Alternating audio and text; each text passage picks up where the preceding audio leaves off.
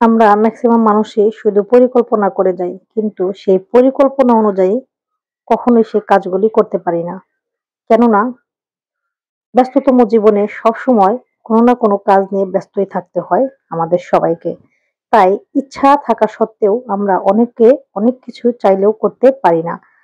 অনেক সময় অনেকেই পরিকল্পনা করি কক্সবাজার ঘুরতে যাবো, সিলেট ঘুরতে যাবো, রাঙামাটি ঘুরতে যাবো। তারপর আরো অনেক জায়গা আছে যেগুলোতে আমরা ঘুরতে যাবো, বেড়াতে যাবো। কিন্তু আসলে সেগুলো আর কখনোই হয়ে ওঠে না। কারণ হচ্ছে আমরা মেক্সিমাম মানুষই সবসময় কোনো না কোনো কাজে ব্যস্ত থাকি। তাই আমাদের সেই পরিকল্পনাই থেকে যায়। কখনোই বাস্তবায়ন করা খুব একটা বেশি সম্ভব হয় না। টাইমলি বিশেষ করে। হয়তো সেই পরিকল্পনাগুলো পূরণ করা যায় বা হয় কিন্তু সেটা সেই পরিকল্পনা অনুযায়ী হয় না। যে পরিকল্পনাটা আমরা সাধারণত মেক্সিমাম সবাই করে থাকি। আসসালামু আলাইকুম এভরিওয়ান। কি অবস্থা? কেমন আছেন সবাই? আশা করি আল্লাহর রহমতে সবাই ভালো আছেন। আপনাদের দোয়ায় আলহামদুলিল্লাহ আমিও ভালো আছি। ছোট্ট নতুন একটি ব্লগ ভিডিও নিয়ে আপনাদের সামনে আমি সীমা আক্তার আবারও হাজির হয়ে গেলাম।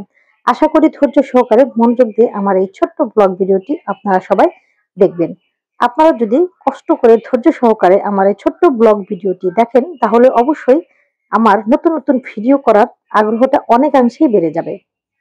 অনেক ব্যস্ততা থাকার কারণেও অনেক বিজি ছিলাম। তারপরেও ব্লগ ভিডিওটি আপনাদের জন্য করেছি। কেননা আমি জানি যতই ব্যস্ত থাকি আর যাই কিছু থাকি না কেন অবশ্যই যারা আমার ফ্যান ফলোয়ার তারা অবশ্যই যখন সোশ্যাল মিডিয়ায় ঢুকবে তারা অবশ্যই চাবে সীমাপুর পোস্ট আসছে কিনা।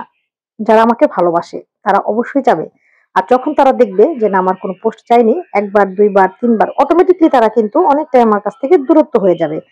সেইজন্য যত ব্যস্ত থাকি, যতই কাজে থাকি না কেন তবুও চেষ্টা করি আমার ফ্যান ফলোয়ার, আমার ভক্ত এবং আমার বন্ধু-বান্ধব যারা আছে সোশ্যাল মিডিয়ায় তাদের জন্য কষ্ট করে হলেও আমি ভিডিও পোস্ট করার চেষ্টা করি।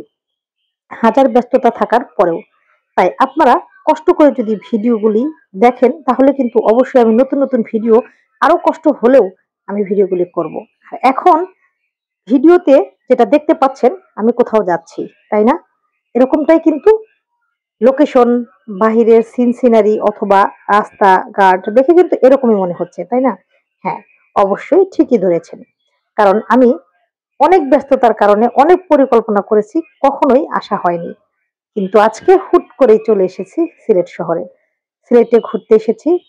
সারা রাত ভরে সিলেটে এসে পৌঁছেছি। ঢাকায় থেকে রওনা দিয়েছি রাত্রে। মোটামুটি বাসায় থেকে বের হয়েছি ১০টায়। আর গাড়ি ছেড়েছে ১২টায়। আর সেই গাড়ি সিলেট শহরে এসে পৌঁছেছে সকাল প্রায় ৯টায়। ৯টায় থেকে মোটামুটি বিকেল পর্যন্ত অনেক বেশি ব্যস্ত ছিলাম কাজে। ব্যস্ত থাকার কারণে সোশ্যাল মিডিয়ায় আসতে পারিনি। তারপরেও সন্ধ্যার কিছুক্ষণ আগে যখনই একটু সুযোগ পেয়েছি এবং ফাঁকা পেয়েছি বের হয়ে গিয়েছি সিলেট শহরটি ঘুরে দেখার জন্য। আর ভেবে দেখলাম আমার যারা বন্ধুরা আছে তাদের জন্য যদি সিলেট শহরের ভিডিও না করি তাহলে কিভাবে হয়? সেই জন্য ব্লগ ভিডিওটি করেছি। আশেপাশের লোকেশন পরিবেশটা দেখতেই পাচ্ছেন সবাই। বেশ মনোমুগ্ধকর এবং সুন্দর একটা পরিবেশ। বেশ ভালো লাগছে।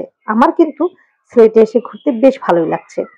তবে মজার বিষয় হলো যেদিন থেকে ঢাকা থেকে রওনা হয়েছিলাম সিলেটের উদ্দেশ্যে ঠিক সেদিন থেকেই বৃষ্টি অনবরত শুরু হয়েছে। বৃষ্টি চলতেই আছে।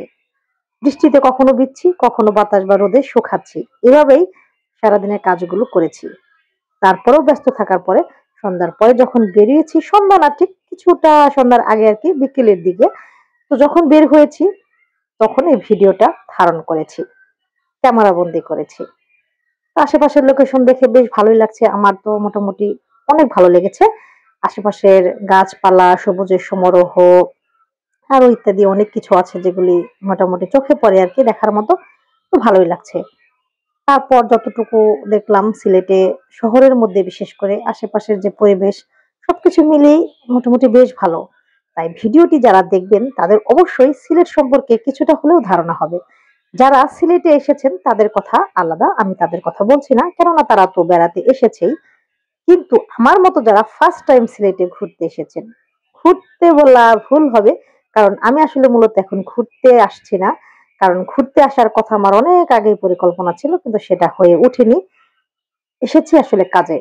তাই কাজের ফাঁকে, ফাঁকে কিছুটা ঘোরাঘুরি করা হচ্ছে আরকি। এইজন্য ভাবলাম পুরা শহরটা হয়তোবা এখন ঘুরতে পারবো না।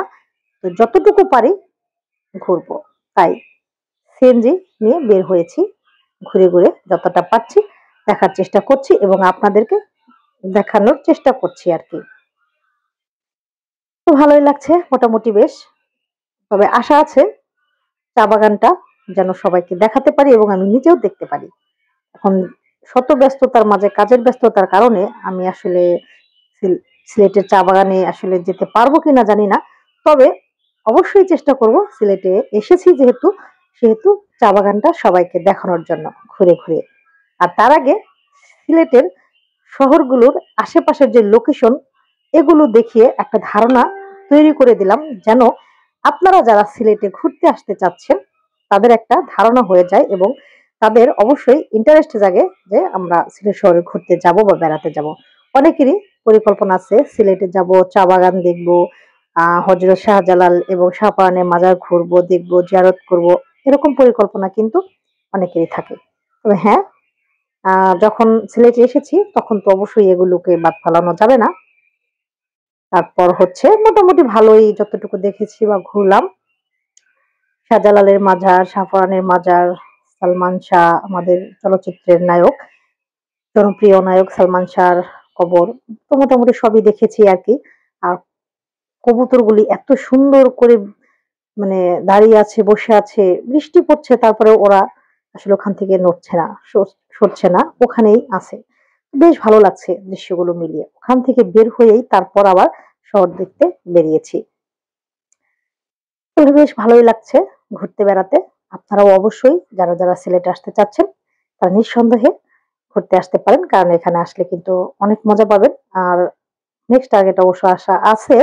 যেতে পারবো কিনা টাইমে কভার করতে পারবো কিনা জানি না। অবশ্যই চা বাগান এবং জাফলং এ যাবো।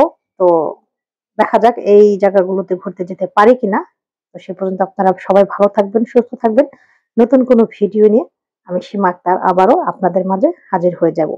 সেই পর্যন্ত আপনারা সবাই ভালো থাকবেন, সুস্থ থাকবেন। আপনাদের সবাইকে অনেক, অনেক ভালোবাসা এবং টাটা বাই, বাই।